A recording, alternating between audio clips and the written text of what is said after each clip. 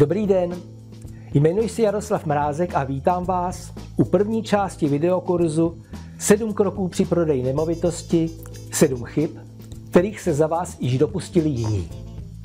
Celým kurzem mě bude vést svými otázkami moje dcera Jana a hned se pustíme do díla. Takže čím začneme? Co tě při prodeji bytu na začátku trápilo nejvíc? Na začátku to byla určitě otázka, kolik bych za ten byt mohla dostat, tedy kolik peněz. Aha, takže stanovení tržní ceny bytu, nebo obecně stanovení tržní ceny nemovitosti. Jo, to je ono, stanovení tržní ceny. Stanovení reálné tržní ceny je jedna z těch obtížnějších otázek a možná i ta nejobtížnější. Navíc je hned na začátku, kdy člověk ještě nemá zkušenosti z konkrétního prodeje, tedy nezná reakce skutečných zájemců. Zde bych měl asi ještě na začátek uvést jednu věc. Dnešní trh s nemovitostmi je trh jednoznačně zákaznický. To znamená, že kupní cenu neurčuje majitel prodávající svou nemovitost, ale pouze a výhradně kupující. Je to způsobeno tím, že je dnes na trhu výrazný přebytek nemovitostí a tudíž zákazník si vybírá vždy z více možností. A předraženou nemovitost prostě nekoupí. A prodávající s tím vůbec nic nenadělá. Je to jako při jakémkoliv jiném nákupu a známe to všichni. Když je to drahý, tak jdu jinam. A při tak nákladném nákupu, jako je nákup nemovitosti, kupující vždy zvažuje poměr cena-výkon. Takže nadsazená cena znamená ve svém důsledku jediné – ztrátu kupce a navíc to přihraje klienty nemovitostem ostatním naceněným úměrně. Navíc největší zájem o nemovitost je vždy na začátku prodeje první 2 až 3 týdny a je nešťastné udělat z jinak atraktivní nabídky neúspěšnou nevhodně zvolenou cenou. Čím déle je nemovitost v prodeji, tím hůře se prodává. Samozřejmě opačný extrém, tedy stanovení ceny příliš nízké, znamená rychlý prodej, ale zároveň i finanční ztrátu a to nikdo nechce. No tak počkej, já vím, jakou cenu jsem za ten byt dala a ještě jsem musela zaplatit novou koupelnu. Já na tom nechci vydělat, chci jen tolik, kolik jsem do toho bytu dala. A navíc vím, za kolik prodala před 5 lety byt moje sousedka. A já se ti tady snažím vysvětlit, že to je kupci úplně jedno. Jestli ho něco nezajímá vůbec, tak to jsou tvoje předchozí náklady. Zajímají tebe náklady výrobce zboží v obchodě? Nezajímají. Často ani nevíš, kdo ten výrobce vlastně je. A za kolik se prodávaly byty před 5 lety? To nemá žádnou vypovídací hodnotu. Prodá ti někdo chleba za cenu před 5 lety? Neprodá. Jediné, co zájemce o nemovitost bere v úvahu, je poměr cena-výkon. No dobře, a jak mám tedy takovou akorát cenu zjistit? Spolehlivá a jednoduchá cesta neexistuje. Ale jsou 2 základní způsoby, jak tuto cenu určit. Za prvé, čerpat ze zkušeností s místním trhem, tedy se znalostí místní tržní situace, především z předešlých realizovaných obchodů. Jenže takové informace mají ve většině případů pouze realitky. Ty jich při stanovení tržní ceny využívají. Můžeš tedy zkusit požádat místní realitní kancelář o vypracování odhadu tržní ceny. Slušná realitka by ti vyhovět měla. Ale je to za úplatu a bude to stát několik tisícovek. V případě, že víš o nějaké podobné nemovitosti prodané v tvém okolí, zkus se zeptat na kupní cenu majitelů. Možná ti nevyhoví, ale za zkoušku to jistě stojí. A údaje o kupní ceně jsou vždy uvedeny v kupních smlouvách a ty jsou uloženy v katastru nemovitostí. A protože katastr je veřejný, lze tyto údaje za úplatu ve výši několika 100 korun získat i tam. Druhá možnost je zjistit si cenu podobných nabídek z realitní inzerce. A jsou tyto informace někde volně k dispozici? Slyšela jsem něco o cenových mapách, co to je? Jo, cenové mapy. To by bylo něco, kdyby to bylo. Tedy, kdyby to bylo použitelné s dostatečnou vypovídací schopností. Bohužel tomu ale tak není. Pojďme se tedy společně na cenovou mapu podívat. Abych si nemusel pamatovat někdy i složité internetové adresy, dám si do vyhledávače slova cenová mapa. A dám Enter. Vyhledávač mi nabídne možnosti a já si zvolím například cenovou mapu ARK, tedy Asociace realitních kanceláří, kterou lze pokládat za jednu z těch lepších. Zvolíme si místo zájmu, v našem případě si vyhledáme cenu bytu v pražských Vinohradech. Do vyhledávače tedy napíšeme Praha Vinohrady,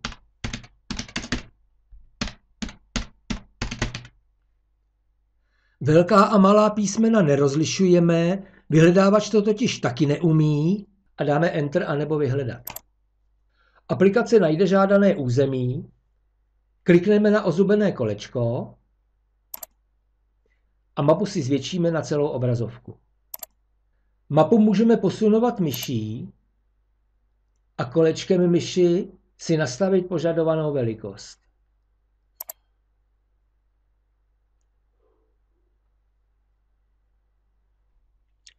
Dále si navolím kategorii byty, prodej a tím zapnu příslušnou mapu. Barevné pole na mapě mi ukazuje hrubou cenu bytů, tak jak je uvedeno v barevné škále na této pravé straně. Tuto barvu odstraním jednoduše tím, že si kolečkem myši mapu zvětším nebo zmenším.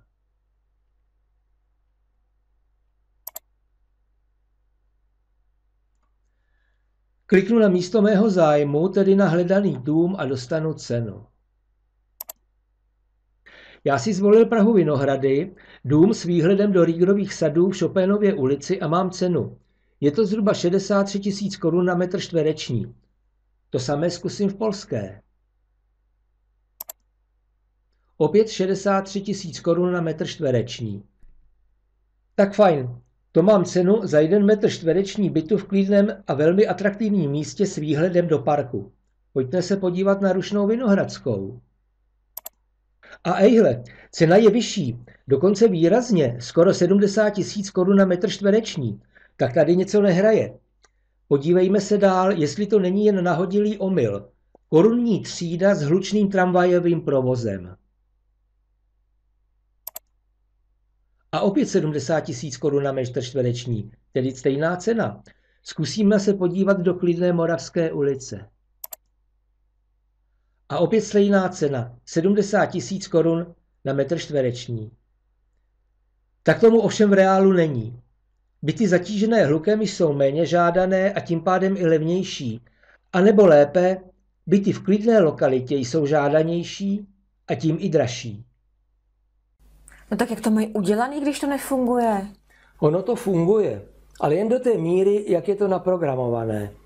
Sice ten program pracuje s reálnými kupními cenami, ale počítá průměrnou cenu v určitém okruhu od zadaného místa.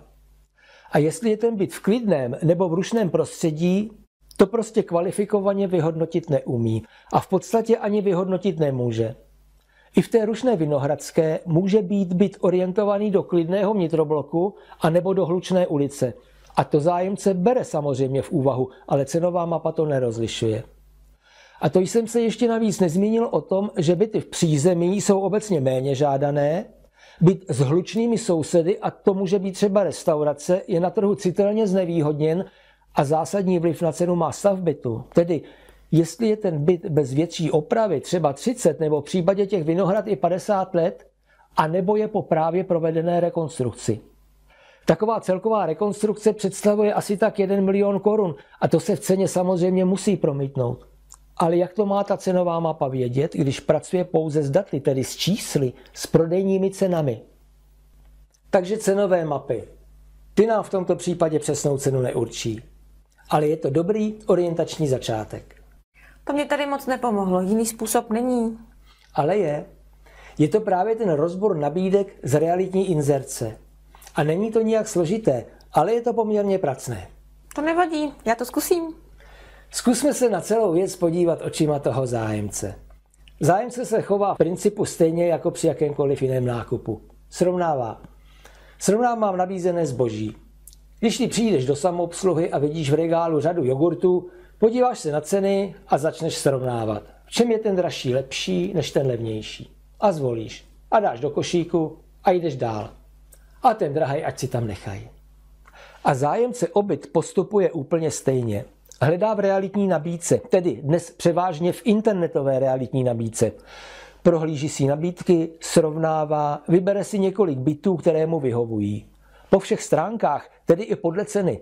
A o těchto bytech si začne shánět podrobnější informace, tedy kde přesně ten byt je, jestli tam není hluk, jak daleko je to na autobus, jak daleko jsou nákupní možnosti, jestli je v místě zdravotní středisko a tak podobně. A po dalším, teď už užším výběru, si ty vybrané byty prohlédnou a jen a pouze z těchto bytů vybere ten pravý. Co tedy z toho plyne? Že to i předražené se vůbec nezajímá, ty vynechá, ty vůbec nebere v úvahu. A prodávající s tím zhola nic nenadělá, nemá vůbec žádnou šanci. Takže cena by měla být stanovena z tohoto hlediska, tedy z hlediska kupce, tedy tak, aby si nabízený byt vybral mezi své favority a přišel na prohlídku. Můžeš to taky ukázat na počítači? Můžu. A zkusíme třeba zase ten byt na pražských Vinohradech, tentokrát to ale upřesníme na starší, k rekonstrukci určený byt 2+1 o výměře 70 metrů čtverečních.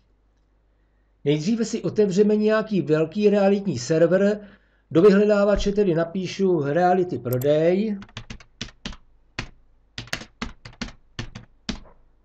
Enter a vyberu třeba Reality Mix, což je jeden z velkých internetových serverů s celostátní působností a s velkým množstvím nabídek. Takže vybereme kategorii byty,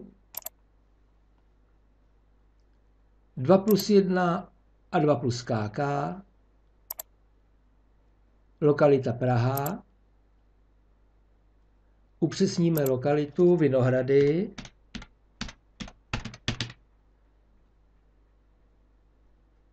a upřesníme plochu. Dáme od 60 do 80 metrů čtverečních. A dáme vyhledat. Dostali jsme nabídku 16 bytů podobných parametrů, jako je byt hledaný. Nabídky si seřadíme podle ceny a vidíme, že ceny se pohybují v rozmezí od 3,5 milionu korun do zhruba 5,5 milionu. Nyní si jednotlivé byty rozklikneme a vybereme byty podobné bytu, jehož cenu hledáme. Byt před rekonstrukcí budeme hledat spíš v těch levnějších. A vybereme si byt 2+1 77 metrů čtverečních ve Slovenské ulici na Vinohradech. Byt má 77 metrů čtverečních, je v druhém podlaží, čili v prvním patře, a podle popisu je byt v původním stavu vhodný k celkové rekonstrukci. Orientace oken ložnice a obývacího pokoje je do frekventované a velmi hlučné Francouzské ulice, kuchyň a koupelna do Tichého Dvora. Podíváme se do fotografií a vidíme, že byt vyžaduje úplnou rekonstrukci a že z oken bytu je přímo vidět na tramvajové koleje. Cena bytu je 3 600 000 korun.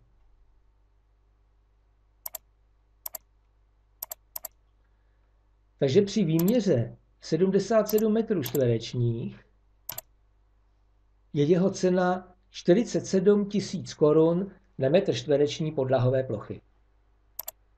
Po rekonstrukci, kterou lze v tomto případě odhadnout na přibližně 1 milion korun, stoupnou celkové náklady na 4 600 000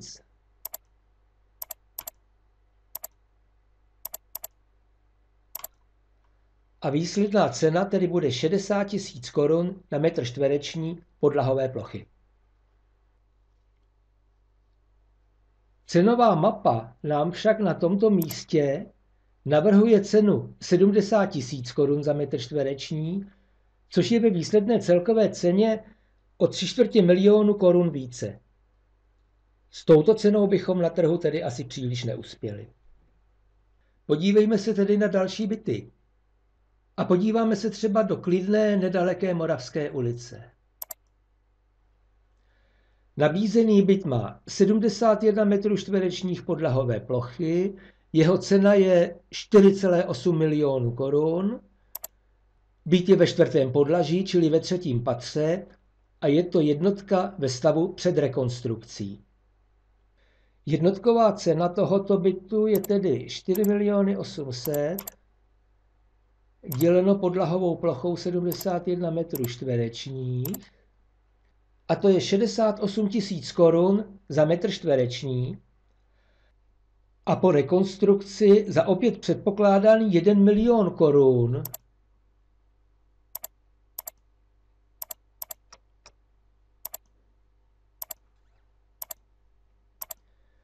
by byla výsledná cena 82 000 korun za metr čtvereční podlahové plochy.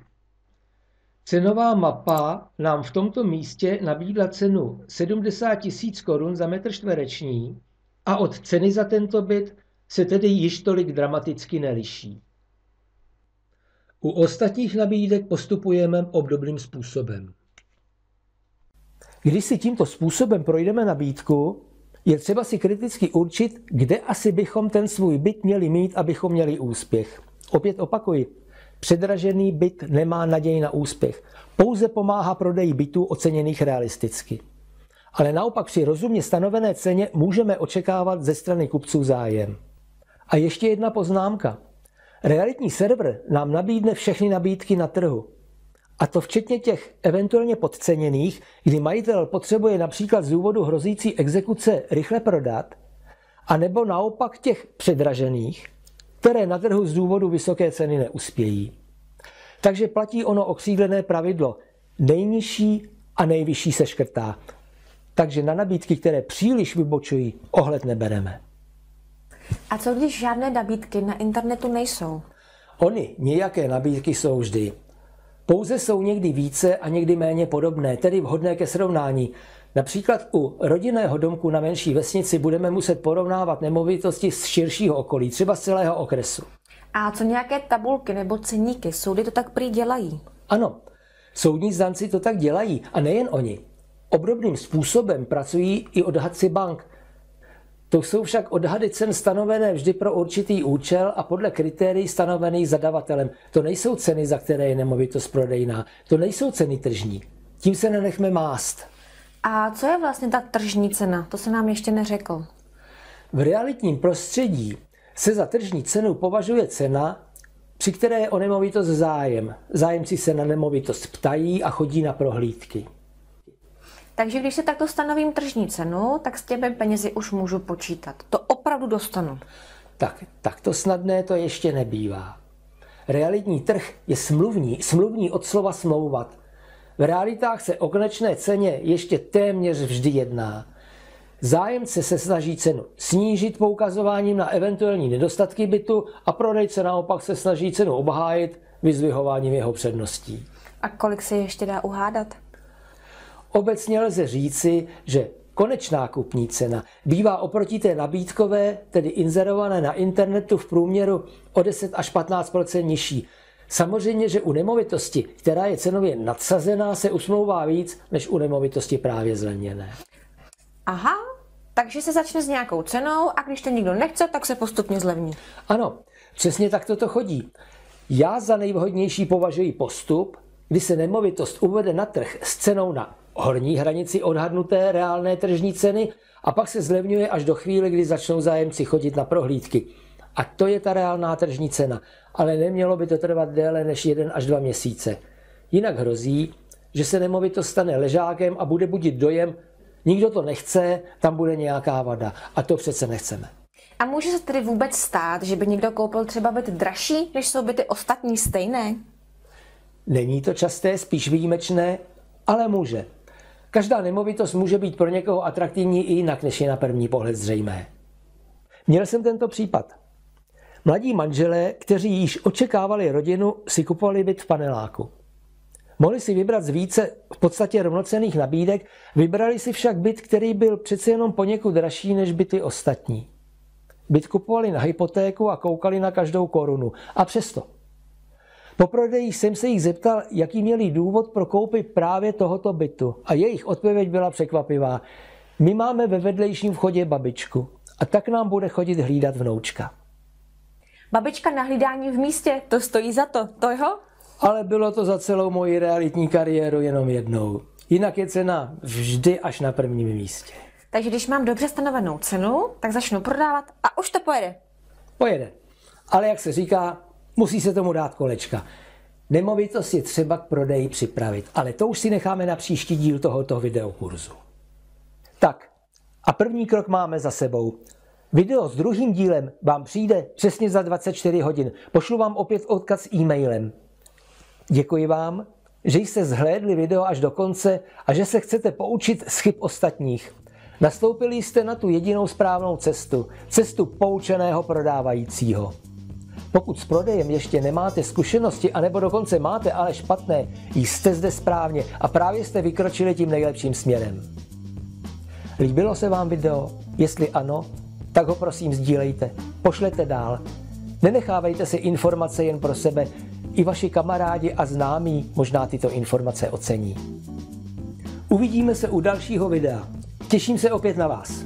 Já se na vás těším a příští otázka bude, jak připravit nemovitost k prodeji.